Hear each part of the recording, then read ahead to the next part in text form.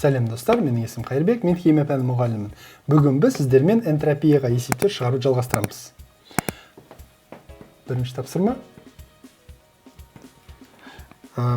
Кальций оксидінің реакциясын жазайық. Кальцийден және оттектен түзіледі.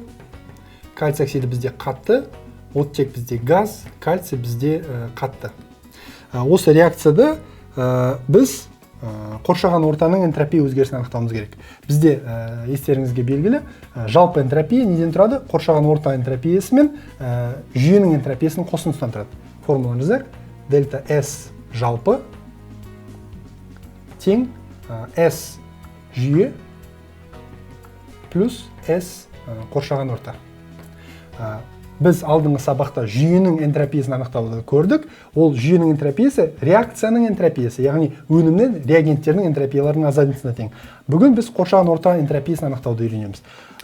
S қоршаған орта энтропиясы тең, егер де формуламен жазатын болсақ, минус дельта H бөлінген Т. Бұнда дельта H дегеніміз ол реакцияның стандартты энтальпиясы, энтальпия өзгерісі, температура бұл сол реакцияның жүретін температурасы. Яғни қоршаған ортаның энтропиясы дегеніміз бұл жүйеден шыққан энергия, ол немесе жүйеге кірген энергия, ол энтальпия өзгерісімен айқындалады. Белгілі бір температурада дисперсиялануы, ол бізде энтропия болады екен.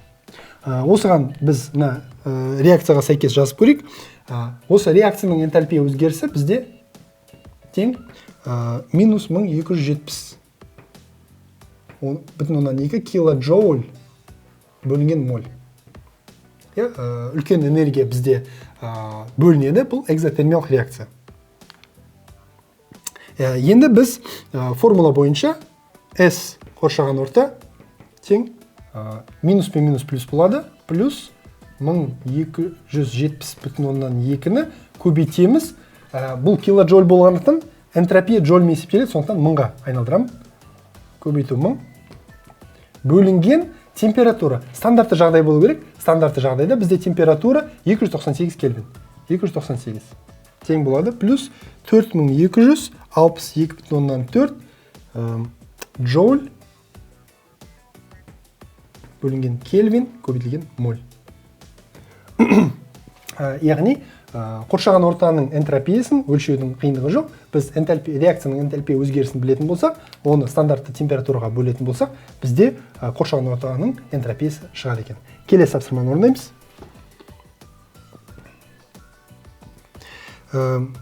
Метанның жану реакциясында плюс O2, CO2 плюс H2O.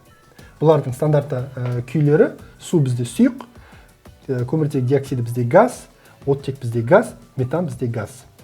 Теңестіру үшін мұнда 2 қоямын, мынаған 2 қоямын. Енді бұның біз қоршаған орта энтропиясын өлшеуіміз керек. S қоршаған орта тең болады дельта HR бөлінген температура. Стандартты жағдайда минус. Оның энтальпия өзгерісі, жану, яғни метанның жану энтальпия өзгерісі дельта HR тең болады минус 890,3 килоджоуль бөлінген моль. Осы жерде есептейтін болсақ, S қоршаған орта тең болады, минус плюс болады, плюс 893-ті көбейтемін 1000-ға, джоульға айналдырамын, бөлемін 298 кельвинге. Тең плюс 2987-те 6 джоуль кельвин көбейтілген моль. Келесі тапсырмаға көшейік. Келесі тапсырманы орындаймыз. Бұл тапсырмада біз жалпы энтропия өзгерісін анықтаймыз.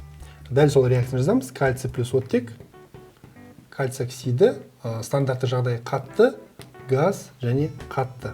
Алдыңғы тапсырмаларда біз олардың қоршаған орта энтропиясын және ішкі жүйенің энтропиясын анықтадық. Қазір жалпы энтропиясын есептейміз. Формуласы дельта S жалпы тең S жүйе плюс S қоршаған орта.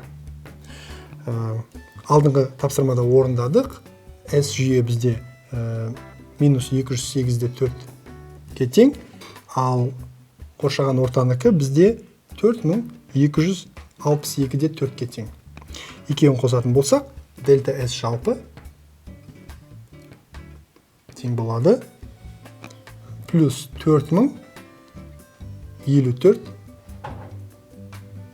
джоуль кельвин көбейтілген моль. Яғни біз жеке-жеке бірінші жүйенің энтропиясын есептеу үшін өнімнің энтропияларын, реагенттің энтропияларынан азайтуымыз қажет. Одан кейін қоршаған ортаныкін анықтау үшін біз реакцияның энтальпия өзгерісін сол температураға бөлеміз стандарт жағдайдағы, және жалпы энтропия өзгерісін анықтауымыз үшін екеуін қосады екенбіз. Келесі тапсырма. Метанның жану реакциясын жазайық. CO2 плюс H2O. Реакцияны теңестіреміз. Мұнда 2 қоямыз, мұнда 2 қоямыз. Агрегаттық күйлері газ, және сұйық. Енді оның жалпы энтропиясын есептейміз, өзгерісін. Жалпы тең болады. Ішкі жүйенің энтропия өзгерісі минус 5,2 джоульге тең, джоуль кельвин бөлінген моль, және плюс қоршаған ортаныкі 2900, алдыңғы тапсырмада есептедік, 2987,6 джоуль кельвиннен бөлінген моль. Осы жерде бізде жалпы энтропияның өзгерісі плюс 2982-де 4 джоуль кельвин көбейтілген моль болады екен. Сонымен оқушылар, біз бүгін энтропияның өзгерісіне байланысты бірнеше есеп шығардық. Энтропияның жалпы өзгерісі болады. Энтропияның жүйедегі өзгерісі, ол реакцияның ішіндегі энтропия өзгерісі, өнім мен реагенттің азайтылуы. Және қоршаған ортаның энтропиясы, яғни жүйе қанша энергияны сыртқа шығарғаны байланысты. Ол бізде энтальпия өзгерісіне тура пропорционал екен, температураға, дисперсиясына. Сондықтан біз осы жалпыны екеуінің қосындысы ретінде қарастырамыз. Осымен бүгінгі тақырыбымыз аяқталды. Сұрақтарыңыз болса, видеоның астына жазыңыздар. Мен міндетті түрде жауап беремін. Сау болыңыздар.